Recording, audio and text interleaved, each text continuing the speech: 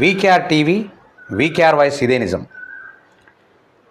ఇక్కడ రేవంత్ రెడ్డికి విపరీతమైనటువంటి వ్యతిరేకత ఎందుకు వస్తుందంటే, కాంగ్రెస్ పార్టీని గెలిపియటానికి ప్రయత్నం చేసినటువంటి వాళ్ళందరినీ పక్కకు పెట్టి కాంగ్రెస్ పార్టీని ఓడించటానికి, తాను ముఖ్యమంత్రి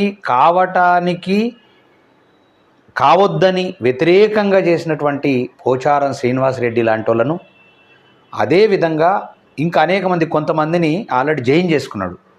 వీళ్ళందరినీ వ్యతిరేకంగా కాంగ్రెస్ పార్టీ రావద్దని ప్రయత్నం చేసినటువంటి పాటలు పాడినటువంటి వాళ్ళందరినీ కూడా ఆయన తీసుకోవడం, నిజంగా కాంగ్రెస్ పార్టీ వస్తే బాగుంటుందని ఉద్యమాలు చేసినటువంటి ఉద్యమ నాయకులను పక్కకు పెట్టడం అనేటటువంటిది ఇలా చాలా వ్యతిరేకత రేవంత్ రెడ్డికి వస్తుంది. రేవంత్ రెడ్డి ఆలోచించుకోవాల్సినటువంటి బాధ్యత ఉంది.